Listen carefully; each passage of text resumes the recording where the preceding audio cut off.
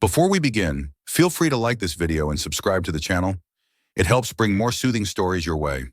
Let me know where you're tuning in from and what time it is for you. The Lagos market was alive in ways that only those who lived it every day could truly understand. Beneath the sweltering sun, the air was a chaotic blend of sizzling oil, ripe fruits, and the metallic tang of machinery from a nearby repair shop. Merchants lined every inch of the dusty streets, their brightly colored stalls a kaleidoscope of goods. Golden plantains, vibrant Ankara fabrics, used electronics, and rows of spices that perfumed the air. Dimeji stood amidst the throng, his small frame almost lost in the sea of bustling bodies. "Peanuts! Fresh peanuts! 5 naira!" he called out, his voice high but firm. It was a slow day. Most passers-by brushed him off, their attention on haggling over bigger purchases. He was about to retreat to a shaded corner to rest when he noticed a man stumbling through the crowd like a fish out of water. The man was tall, pale-skinned, and dressed in clothes too formal for the dusty streets. His white shirt clung to his back with sweat, and his leather shoes kicked up clouds of dirt with every step. He carried a folded map, its edges smudged and torn, and he kept turning in circles as though trying to orient himself. "Abeg, you fit move small!" A woman selling tomatoes snapped at him when he bumped into her stall. He stammered an apology, but she waved him off impatiently. Dimeji watched from a distance, curiosity piqued. He'd seen foreigners before, usually in sleek cars or escorted by guides. This one was different, alone, out of place, and clearly struggling. Dimeji debated whether to approach. He had learned the hard way that not everyone appreciated a poor boy trying to help, but something about the man's helplessness tugged at him. Slinging his bag of peanuts over his shoulder, he stepped forward. "Hello, sir," he said in halting but polite English. "You look lost. Can I help you?" The man turned quickly, startled by the interruption. Up close, Dimeji saw the lines of frustration and exhaustion etched on his face. But when their eyes met, the man's expression softened, and relief replaced the tension. "Yes, thank you," the man said, his American accent thick and unfamiliar. "I'm trying to find the tech summit. It's supposed to be at the conference center, but my driver—" He paused, gesturing helplessly. "He disappeared and my phone isn't working. I think I made a wrong turn somewhere." Dimeji had no idea what a tech summit was, but he recognized the name of the conference center. It was far from the market, on the other side of town, in fact. He glanced at the man's shoes and then at the crowded street. This was going to be a long walk. "I can take you," Dimeji said. The man's brows lifted in surprise. "You know the way?" "Yes, sir, but it is not close. You don't have a driver?" The man shook his head. "Not anymore. What's your name?" "Dimeji," he said simply. "You?" "Elon," the man replied. Dimeji nodded, suppressing a smile. He wasn't sure why, but the man's name sounded strange, like the kind of name people in movies had. He pointed toward a narrow alleyway cutting through the heart of the market. "This way, Mr. Elon." The man hesitated, glancing down at Dimeji's bare feet and the uneven, littered path ahead. "Are you sure? I don't want to trouble you." "It's no trouble," Dimeji said firmly. "Let's go before the sun gets too hot." Together they set off, weaving through the labyrinth of the market. Vendors called out to Elon, their voices a mix of curiosity and opportunism. "White man, you want fresh fish?" "Mr. Oyibo, come buy cloth." Elon seemed overwhelmed, his eyes darting between stalls and the many hands waving goods in his face. Dimeji walked ahead confidently, turning back every so often to make sure the man was still following. "Don't mind them," Dimeji said with a grin. "They think you're rich." "Well, I guess they're not wrong," Elon admitted awkwardly, swatting away a vendor trying to sell him a plastic watch. Dimeji's eyes sparkled with mischief. "Then maybe you buy some peanuts from me, sir." Elon laughed, the sound surprising even himself. "Let's see if we survive this walk first," he said. For Dimeji, it was just another day of navigating the streets he'd grown up on. But for Elon Musk, it was the beginning of a journey that would alter the course of his life and countless others. The sun climbed higher in the sky as Dimeji led Elon through the winding streets of Lagos.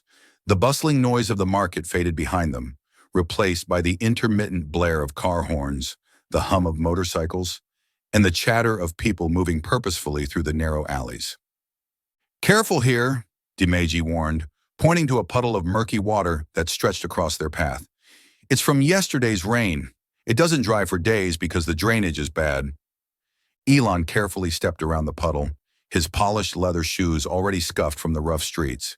He looked up at the tangle of power lines crisscrossing above them, some dangling precariously. "Is it always like this?" he asked, his tone curious rather than condescending. Dimeji shrugged. "Mostly. You get used to it." They walked in silence for a while, weaving through crowds and dodging honking cars that seemed to follow no discernible rules of traffic. Elon struggled to keep up, his long legs no match for Dimeji's nimble steps, as the boy darted through tight spaces and busy intersections with ease. "You move fast," Elon said, breathless. "I have to," Dimeji replied without looking back. "If you're slow, people don't wait for you. You'll get pushed aside." Elon smiled wryly, recognizing an unspoken truth about survival, not just on the streets of Lagos, but in life itself. As they walked, Dimeji began to ask questions. He was curious about the stranger who had trusted him, a boy in ragged clothes, to guide him through an unfamiliar city. "Mr. Elon, what is a tech summit?" "It's a meeting where people talk about technology," Elon explained. "I'm here to discuss new ideas, how we can use technology to make the world better." Dimeji's brow furrowed. "What kind of ideas?" "Well, I work on things like electric cars and solar power," Elon replied, his voice lifting with excitement. "Imagine cars that don't need petrol or diesel and homes powered by the sun. That's what I do." Dimeji was quiet for a moment, his mind struggling to grasp such grand concepts. "You mean you make cars?" "Yes." "Can they drive on these roads?" Dimeji asked with a smirk, pointing at the cracked and pothole-ridden street ahead. Elon chuckled, though the boy's question stung with a hard truth. "Not yet, but maybe someday." Dimeji's gaze shifted to the ground. "It's good you want to make big things, but why not fix small things first?" Elon was taken aback. "Small things?" "Like the roads," Dimeji said simply, "or the drainage, or places where people can live without worrying if the roof will fall in." Elon opened his mouth to respond but found no words.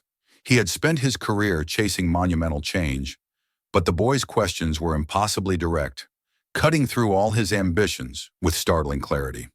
By the time they reached the halfway point, the streets had grown quieter. They passed rows of makeshift homes, corrugated metal sheets patched together into shelters that leaned precariously against one another. Children with bare feet and tattered clothes played soccer with a ball made of tied-up rags. Women sat outside cooking over open flames, their faces lined with weariness. Elon slowed his pace, his eyes absorbing the scene. "Is this where you live?" Dimeji shook his head. "No, my place is not this good, but some of my friends live here." "This good?" Elon repeated, stunned. Dimeji nodded, his expression unreadable. "At least they have walls." They continued on, the air thick with the weight of unspoken thoughts. Elon glanced at Dimeji, who moved with the ease of someone who had spent his whole life navigating this world. For the first time in a long while, Elon felt deeply out of his depth, not because of a technical problem, but because he was beginning to see how little he truly understood about the lives of people like Dimeji. After nearly an hour, they arrived at a busy road lined with tall buildings. Dimeji pointed to one in the distance, its glass exterior shimmering in the sunlight. "That's the place, the conference center." Elon's face lit up with relief. "Thank you, Dimeji. You saved me." "It's okay," Dimeji said, brushing off the praise. "You're welcome." Elon reached into his pocket, pulling out a wad of Naira notes. "Let me pay you for your time." Dimeji took a step back, shaking his head. "I don't need it, sir." Elon frowned. "Why not?" "Helping is free," Dimeji said with a shy smile. Elon stared at the boy, struck by the sincerity of his words. Slowly, he tucked the money back into his pocket. "Thank you," he said again, this time with a depth of gratitude he hadn't expressed before. Dimeji gave a small nod and turned to leave, his bag of peanuts bouncing against his side. As Elon watched him disappear into the crowd, a strange feeling settled over him, a mix of admiration, guilt, and an undeniable urge to know more about the boy who had just shown him the way. For Elon, it was just the start of his journey in Lagos. For Dimeji, it was simply another act of kindness in a life where kindness cost nothing, but meant everything. That evening, Elon Musk stood at the edge of his hotel balcony, gazing out at the sprawling city of Lagos. The skyline was a patchwork of glittering high-rises and dimly lit slums, a stark contrast that tugged at him more than he cared to admit. The tech summit had gone smoothly. Investors and government officials lauded his ideas for clean energy and efficient transportation, applauding his ambition to bring such advancements to Africa. But even as he discussed solar-powered grids and self-driving cars, his mind kept drifting to Dimeji, the boy with no shoes and big questions. Why not fix small things first? Dimeji's words echoed in his mind, a quiet challenge to everything Elon thought he stood for. Unable to shake the thought, Elon turned to his assistant, Raj, who had just walked in with a tablet full of project updates. Raj, can you find out more about that boy from earlier? The one who helped me get here, Elon asked abruptly. Raj blinked, surprised. The boy from the market? Yes, Elon said. I want to know his story. Raj hesitated. With all due respect, sir, there are millions of boys like him in this city. It might be hard to track him down. Then start with the market, Elon insisted. He told me his name, Dimeji. Someone there must know him. The next morning, Elon's driver took him back to the bustling market. It didn't take long for the vendors to recognize him, the tall white man who had wandered aimlessly through their streets the day before. You're looking for that small boy? One woman asked, squinting suspiciously. Yes, Elon said. Do you know him? He sells peanuts. Another vendor chimed in. Good boy, very polite. You can find him near the alley most mornings. Elon thanked them and followed their directions. Sure enough, he spotted Dimeji sitting on a low wooden crate, his peanut bag resting beside him. The boy was engrossed in a tattered textbook, its pages dog-eared and smudged with dirt. Dimeji, Elon called softly. The boy looked up, startled. His face lit up with a mix of surprise and curiosity. Mr. Elon. Elon smiled and crouched down to his level. I wanted to thank you again for helping me yesterday. I also wanted to learn more about you. May I sit? Dimeji hesitated but nodded, shifting to make room on the crate. You don't have your big meeting today?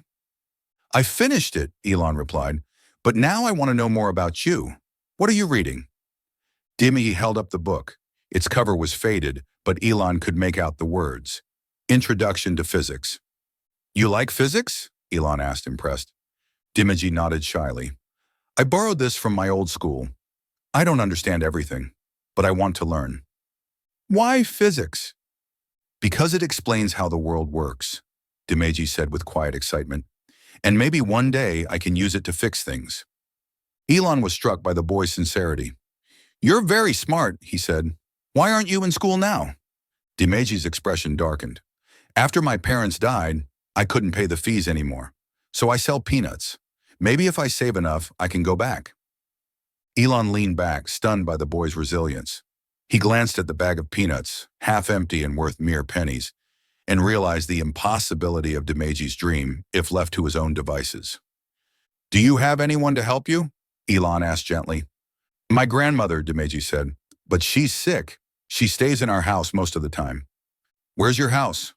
Not far, Dimeji said, gesturing toward a nearby slum. I can show you.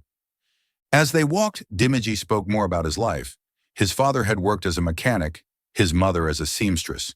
Both had succumbed to illness within a year of each other, leaving him and his grandmother to fend for themselves.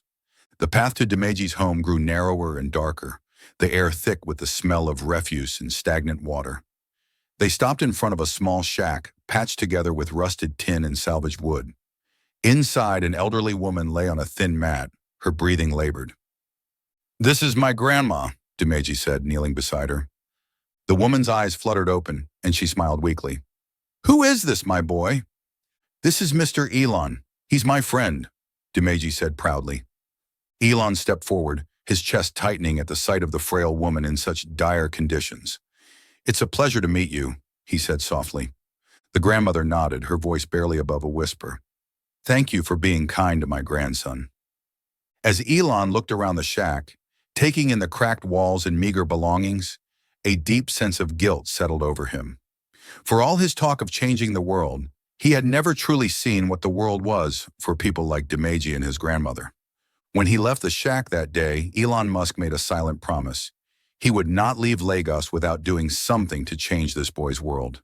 Dimeji had shown him kindness without expecting anything in return. Now Elon would make sure that kindness came back to the boy tenfold. The next day, Elon Musk decided to do something unconventional. He arranged for Dimeji to visit his hotel, one of the most luxurious in Lagos.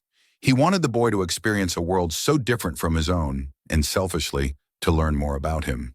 When Elon's car pulled up near the market, Dimeji hesitated to climb in.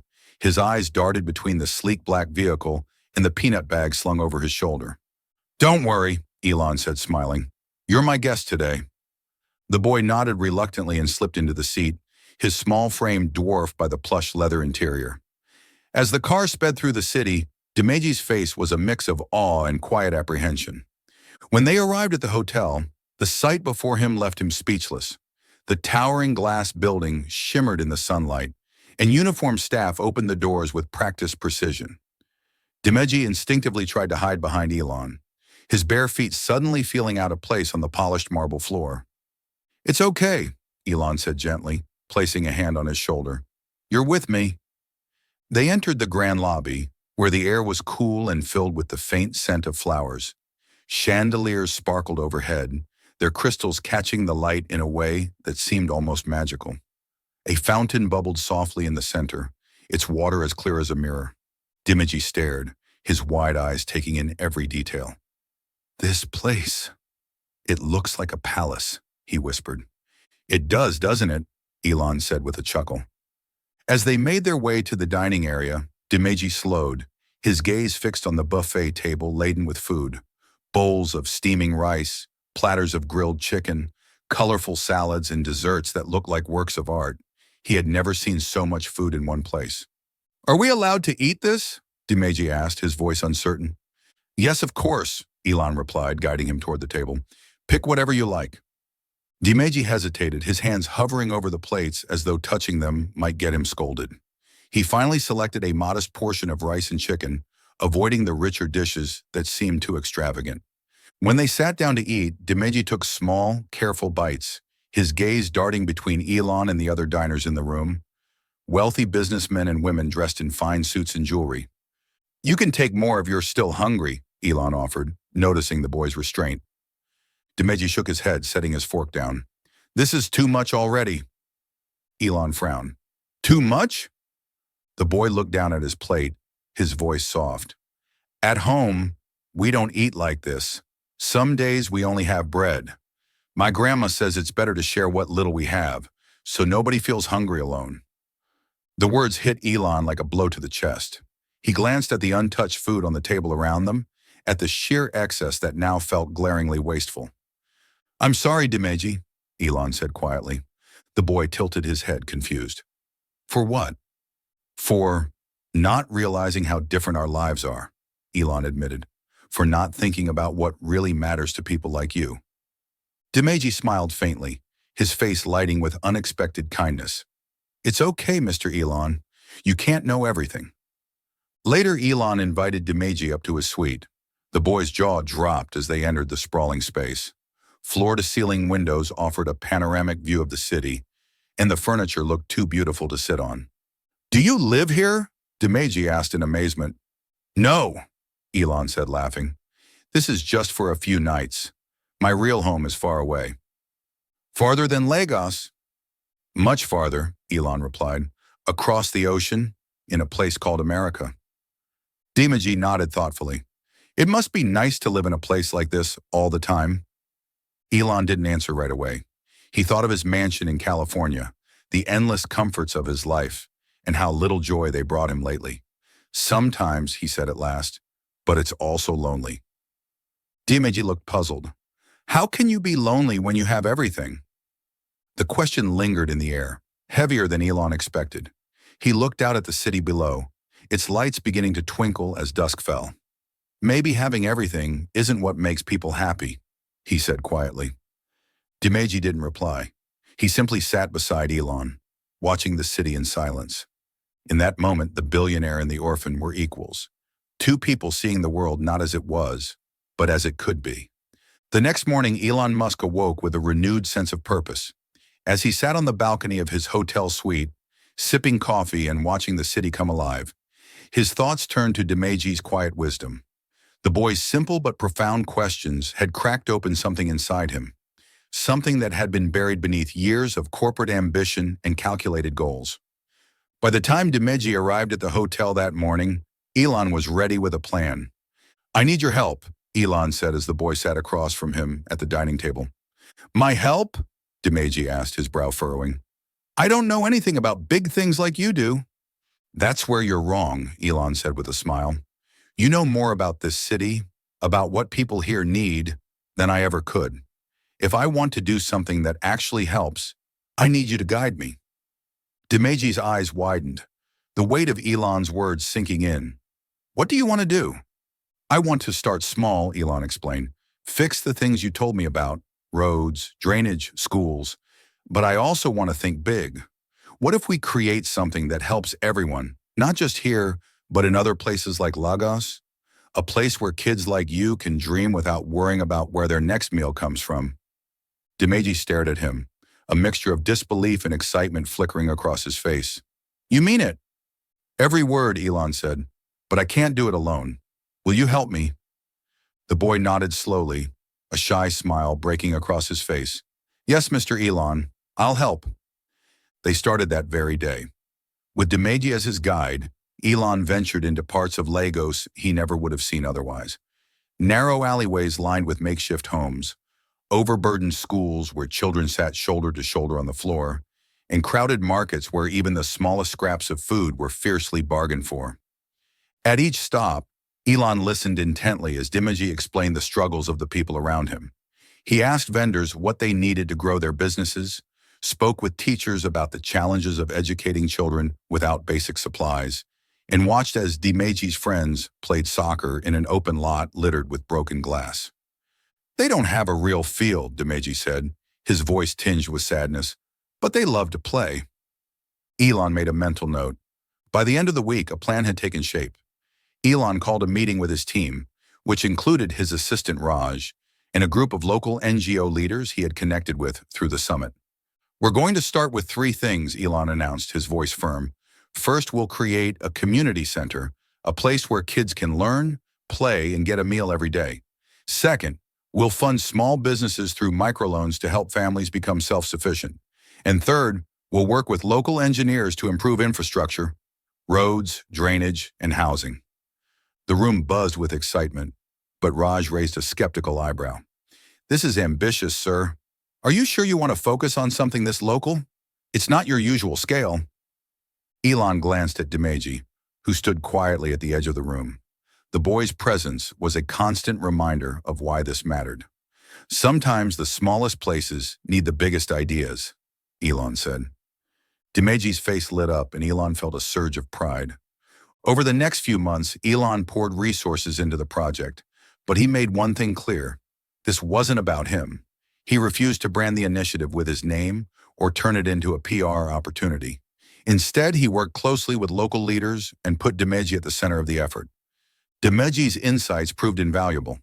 When engineers proposed high-tech drainage systems that required expensive materials, Dimeji suggested simpler methods using affordable local supplies.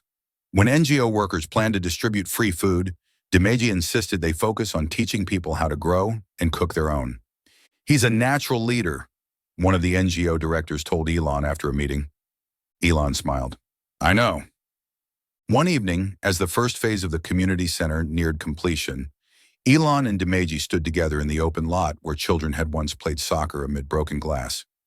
Now it was a clean, well-lit field with freshly laid grass. The boy gazed at the transformation, his eyes shining with disbelief. "We really did this," he whispered. "No, you did this," Elon said, placing a hand on Dimeji's shoulder. "You showed me what needed to be done. I just followed your lead." Dimeji turned to him, his voice trembling with emotion. "Thank you, Mr. Elon, for listening." Elon looked out at the field, the new classrooms, and the small clinic being built nearby. "No," he said quietly. "Thank you for showing me what really matters." But they both knew this was just the beginning. Together, they had sparked a change that would ripple far beyond Lagos, proving that even the smallest acts of kindness could lead to the biggest transformations.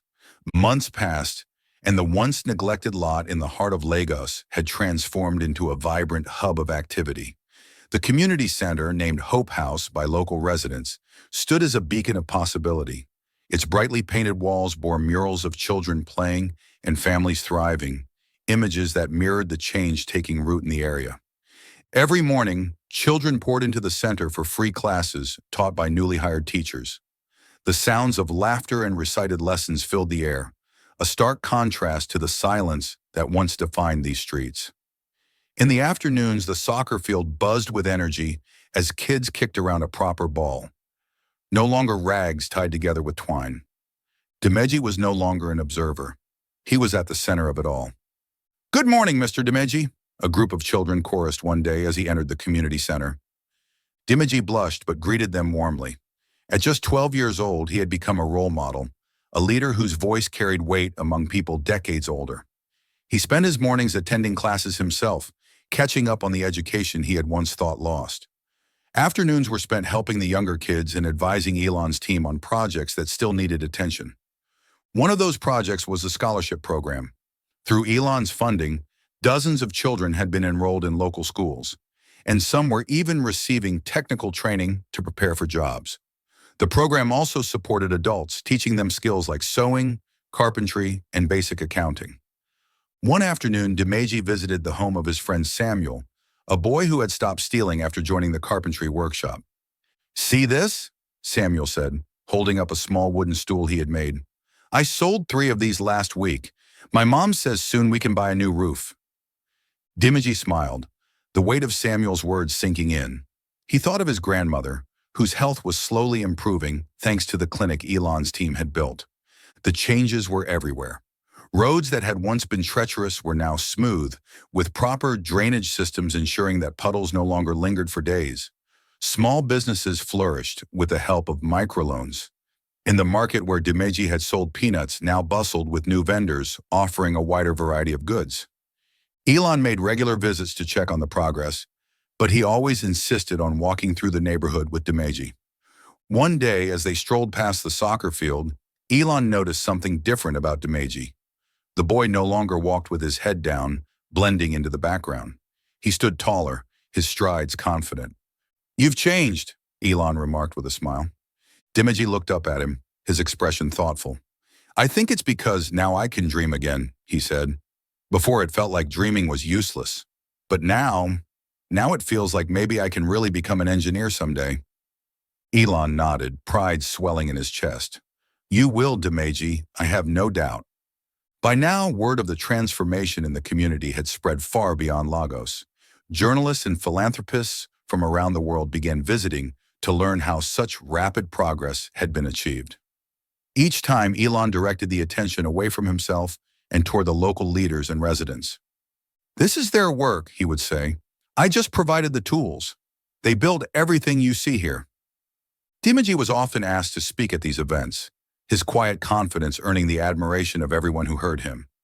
During one such gathering, a journalist asked him, "What's the most important thing Mr. Elon has done for you?" Demeji paused, considering the question. "He listened," he said simply. That evening, as Elon and Demeji walked back to the community center, the billionaire couldn't help but reflect on how much his own life had changed. "Do you remember when we first met?" Elon asked. Demeji grinned. "Yes, you were lost and I thought you'd never survive the market." Elon laughed. "You were right. I was completely out of my depth, but you saved me." "No, Mr. Elon," Demeji said, his voice serious. "You saved me." Elon stopped walking, turning to face the boy. "Maybe we saved each other," he said quietly. They stood there for a moment, two unlikely partners who had found a way to bridge worlds that seemed impossibly far apart. But as they looked around at the thriving community, it was clear that their work had only just begun. For Demeji, Elon, and everyone whose lives had been touched by the changes, this was more than a transformation. It was a promise of what could be achieved when kindness met action. Years later, the once overlooked slum in Lagos had become a symbol of hope and progress. The community center was no longer the lone beacon of change. It was surrounded by a thriving neighborhood with paved roads, well-lit streets, and sturdy homes. Shops and small businesses lined the avenues, their owners thriving thanks to the microfinance programs. Children played freely in safe parks, their laughter echoing through the streets. Dimeji was no longer a boy selling peanuts on the street. He was now a young man, 18 years old, and standing on the stage of a packed auditorium. The crowd before him included young engineers, educators, community leaders, and philanthropists from around the world. They had gathered to celebrate the launch of a new initiative, an expansion of the work that had started years ago in his neighborhood. As he adjusted the microphone, Dimeji scanned the audience, his eyes landing on Elon Musk in the front row. The older man looked proud, his hair now streaked with gray, but his eyes as sharp as ever. "Good evening," Dimeji began, his voice steady but full of emotion. "I'm not used to speaking in front of so many people, but I'll do my best. Because what we're celebrating today isn't about me. It's about all of us." The audience erupted into applause, and Dimeji took a deep breath before continuing. He spoke about his journey, from the boy who had carried a bag of peanuts through the chaotic streets to the young man who had earned a scholarship to study engineering. He shared how Elon's decision to listen to a child from the slums had transformed not just his life, but the lives of thousands in their community. "Mr. Elon taught me something important," Dimeji said, his voice growing stronger. "He taught me that big ideas can start small, and that real change begins when we see each other as equals. When we listen to the people who are closest to the problem, because they often hold the solution." He paused, letting the words sink in. This isn't just about Lagos. There are places all over the world where children like me are dreaming big, but are told those dreams are impossible. We're here today to change that. The initiative they were launching was called Future Starts Now, a global effort to replicate the success of their project in other underprivileged communities. Backed by Elon's resources and the expertise of local leaders like Dimeji, it aimed to build schools, improve infrastructure, and empower residents in areas often ignored by the world. As the ceremony concluded, Elon joined Dimeji on stage. The two shared a handshake that turned into an embrace, the audience rising to their feet in thunderous applause. "You've become quite the speaker," Elon joked as they stepped away from the microphone. "I had a good teacher," Dimeji replied with a grin. Later that evening, the two walked together through the transformed neighborhood where their journey had begun. Dimeji was dressed in a sharp suit, a far cry from the ragged clothes he had once worn, but his heart remained the same. "You've changed so much," Elon said as they passed the soccer field, where children now played under bright floodlights. Dimeji smiled, watching the kids laugh and chase the ball. "It's because you believed in me," he said. "No," Elon corrected him. "It's because you believed in yourself." They walked on in silence, the bond between them stronger than words. When they reached the community center, Dimeji stopped and turned to Elon. "Do you ever think about that day in the market?" he asked. Elon nodded. "Every day. You reminded me of something I had forgotten, that real innovation isn't about technology, it's about people." Dimeji grinned. "And you reminded me that even the biggest dreams can come true if someone is willing to take a chance." As they stood there, the sounds of life and progress all around them, it was clear that this was more than a success story. It was a testament to the power of empathy and action. A partnership that had started with a lost tourist and a boy who refused to let him stay lost. Dimeji had found his path. Elon had rediscovered his purpose. Together, they had ignited a revolution of hope that would ripple across the world for generations to come. Thank you so much for watching this story. Your support means everything to us. If you enjoyed it and want to see more inspiring stories like this, don't forget to like this video, subscribe to our channel, and hit that notification bell so you never miss an update. We'd love to hear from you. What time are you watching this video, and where are you tuning in from? Drop a comment below and let us know. It's always amazing to see how far our community reaches. And remember, every share, like, or comment helps us spread these powerful stories to more people. Thanks for being part of this journey, and we'll see you in the next one.